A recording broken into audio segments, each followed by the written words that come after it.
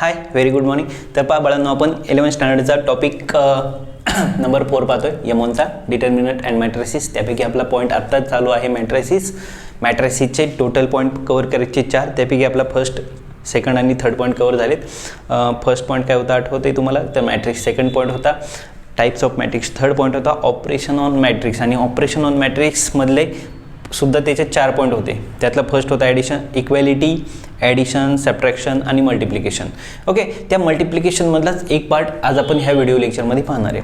मग हा separate करण्यामागं reason काय होतं, तर जसं की इक्वॅलिटी, ॲडिशन, सबट्रॅक्शन हे मॅट्रिक्सचं करत असताना, म्हणजे मॅट्रिक्सचे ॲडिशन, इक्वॅलिटी, सबट्रॅक्शन या म्हणजे हे ऑपरेशन करत असताना का त्याची ऑर्डर सेम असणं गरजेचं होतं. ऑर्डर म्हणजे काय, एम इंटू एन. म्हणजे थोडक्यात काय, तर ए हे एक मॅट्रिक्स आहे, समजा ए हे एक मॅट्रिक्स इज इक्वल टू, आणि याची ऑर्डर आहे एम इंटू एन. जर दुसऱ्या मॅट्रिक्सची एम इंटू एन ऑर्डर जर सेम असेल तर, आणि तरच तुम्ही काय करू शकत होता, इक्वॅलिटी, ॲडिशन, सबट्रॅक्शन. मल्टिप्लिकेशनमध्ये काय क्रायटेरिया नव्हता. मल्टिप्लिकेशनच्या स्केलर मल्टिप्लिकेशनमध्ये मात्र काही क्रायटेरिया नव्हता.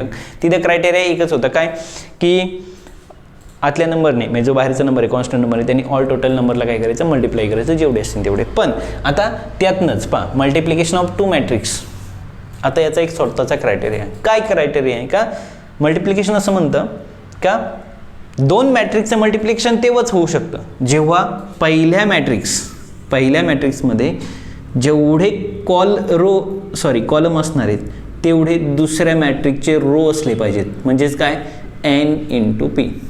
म्हणजे इथं रो किती असू द्या, काय देणं घेणं नाही, पण जेवढे कॉलम असणार आहेत तेवढ्या नंबरचे कॉलम हे दुसऱ्यामध्ये काय असले पाहिजेत, रो असले पाहिजेत. कॉलम किती असू द्या, देणं घेणं नाही आहे. आता अशा टाईपमध्येच तुम्ही काय करू शकता, 2 मॅट्रिक्सचं काय करू शकता, मल्टिप्लिकेशन. मग ते कसं आणि काय होणार, तर जेव्हा ए इंटू बी तुम्ही मल्टिप्लिकेशन करणार आहेत तेव्हा जे नवीन मॅट्रिक्स तयार होणार आहे तेव्हा त्याची ऑर्डर असणार आहे एम इंटू पी. म्हणजे यामध्ये जेवढे रो असणार आहेत आणि यामध्ये जेवढे कॉलम असणार आहेत त्याचं नवीन एक, त्या ऑर्डरचं नवीन एक मॅट्रिक्स तयार होतं. पण 2 मॅट्रिक्सचं मल्टिप्लिकेशनची कंडिशन काय, पहिल्या मॅट्रिक्सचे जेवढे कॉलम असणार आहेत तेवढे दुसऱ्या मॅट्रिक्सचे काय असले पाहिजेत, रो असले पाहिजेत. That's it. For example, okay, आपण एक छोटंसं एक्झाम्पल घेऊया.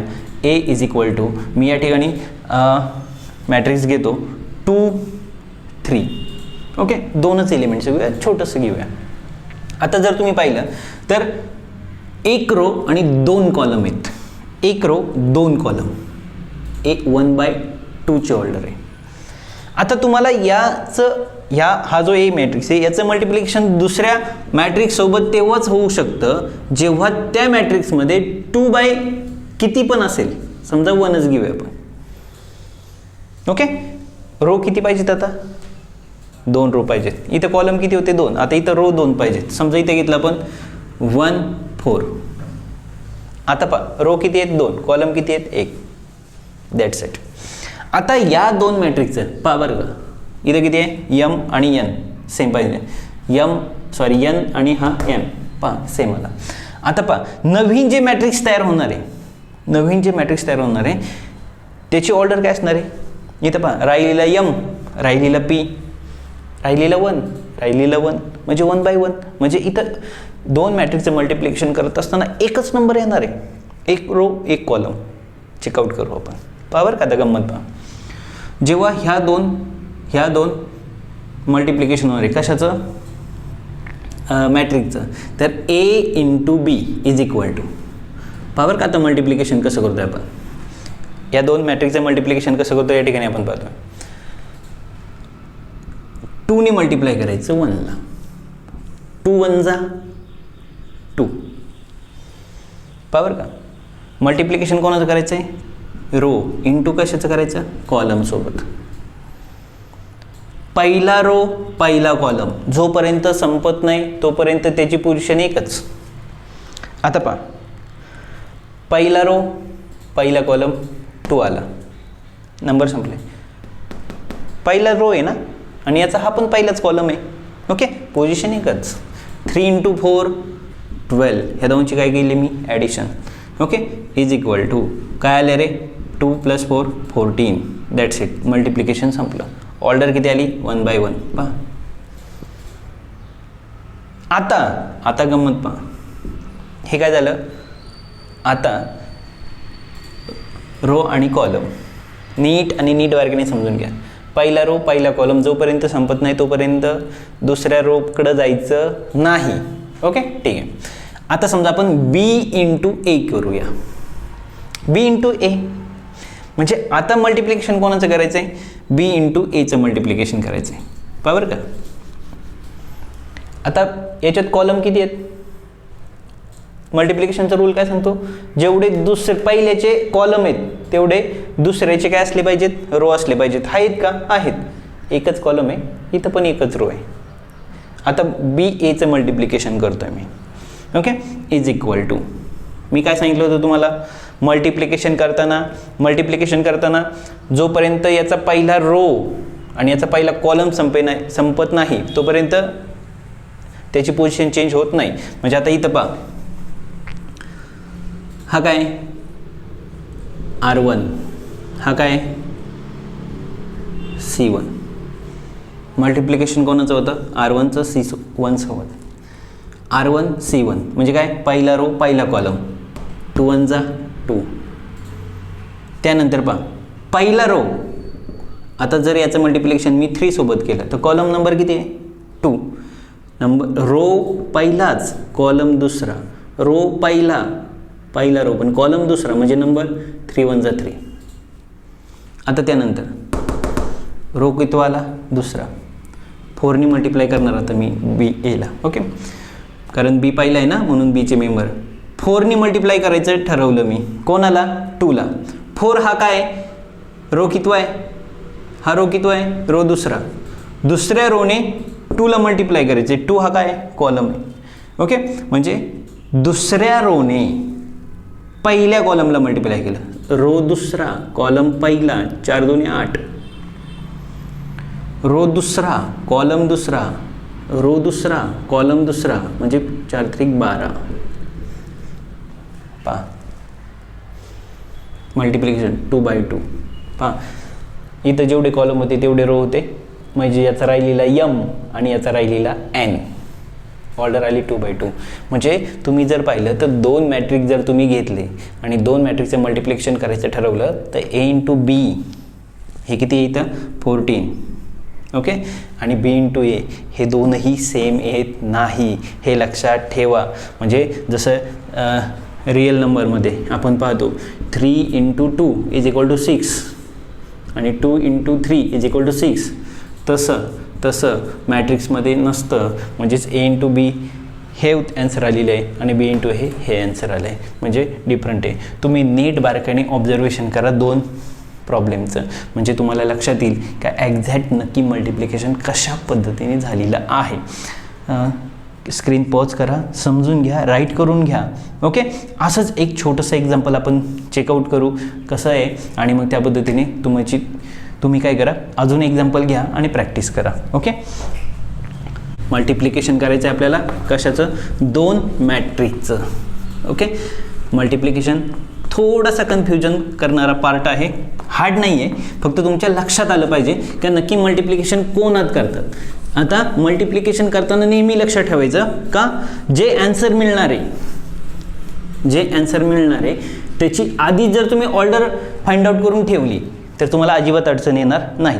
म्हणजे पहा आता ए मॅट्रिक्स मी या ठिकाणी घेतलं. ए मॅट्रिक्समध्ये आपण काय करूया, 2 3 1 4 5 2. That's it.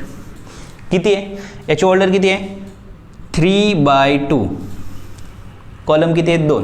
म्हणजे बी मॅट्रिक्स आता काय पाहिजे, बी मॅट्रिक्समध्ये कॉलम इथं आहे. आता इथं रो किती पाहिजे, 2 रो पाहिजे. 2 रो, इथं जेवढे कॉलम आहे तेवढे याच्यात काय पाहिजेत, इथं जेवढे कॉलम आहे तेवढे इथं काय पाहिजेत, रो. मग 1 2 3 4 5 6. ओके, किंवा आपण काय करू, एवढेच एलिमेंट घेऊया, वेगळ्या एक टाईपचे घेऊया. इथं किती आहे 2 by 2 ची ऑर्डर आहे. आपल्याला काय पाहिजे, 2 कॉलम होते, आता 2 काय रो आहेत, म्हणजे हे सेम आहे.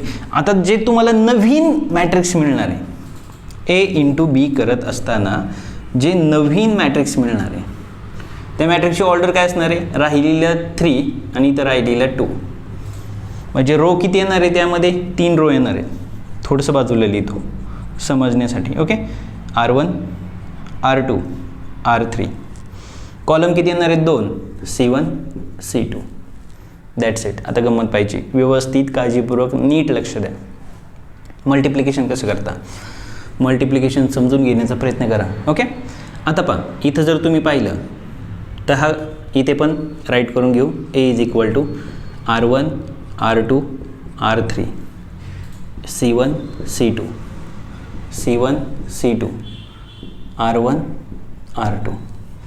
ओके, आता पहा 2 म्हणजे कोण आहे, R1. याच्या R1ने याच्या C1ला मल्टिप्लाय केलं.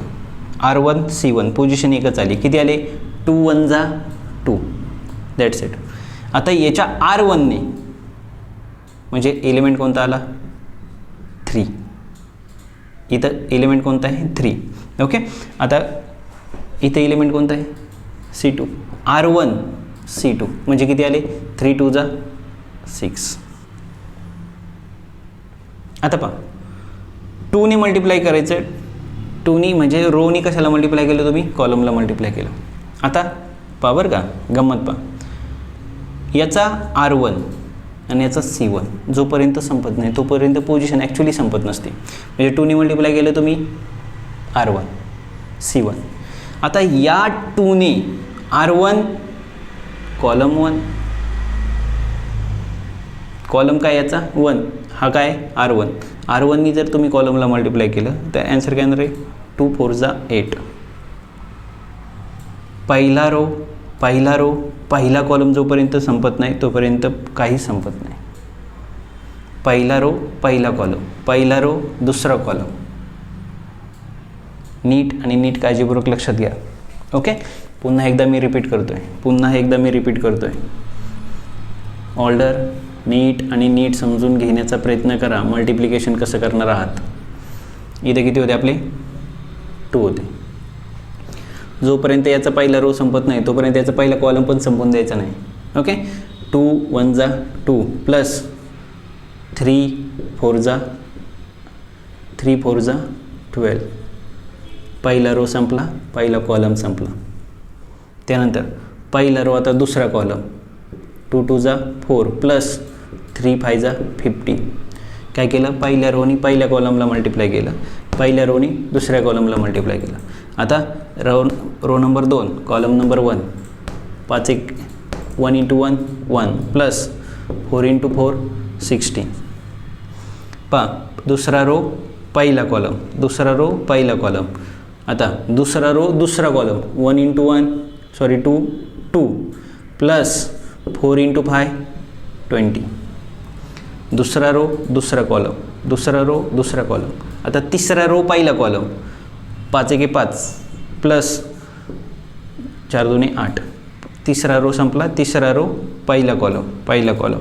आता तिसरा रो दुसरा कॉलम, 5 2 10 प्लस 5 2 10. म्हणजेच ऑर्डर जर तुम्ही पाहिली तर काय झाली, 3 रो 2 कॉलम. काय येणार आहे इथं, 14. इथं किती येतील, 19. इथं किती आले, 17 22. 8 5 13 10 20. ही झाली तुमची 3/2ची ऑर्डर. That's it. अशा पद्धतीने तुम्हाला मल्टिप्लिकेशन करायचं आहे. मल्टिप्लिकेशन करत असताना नीट काळजीपूर्वक पहा. काय करायचं आहे, याचा पहिल्या रोचे सगळे इलेमेंट, नीट काय सांगतो नीट ऐकून घ्या. याच्या पहिल्या रोचे सगळे इलेमेंट इंटू कशाला करायचे, C1ला. ही झाली तुमची पहिली पोझिशन. जर तुम्ही पहिल्या रोने C2ला मल्टिप्लाय केलं, ही झाली तुमची सेकंड पोझिशन. तुम्ही काय करायचं हे नीट लक्षात ठेवा. ओके, त्यानंतर म्हणजे इथं जर मॅट्रिक्स पाहिलं तर मी या ठिकाणी राईट करून ठेवतो, नीट लक्षात ठेवा.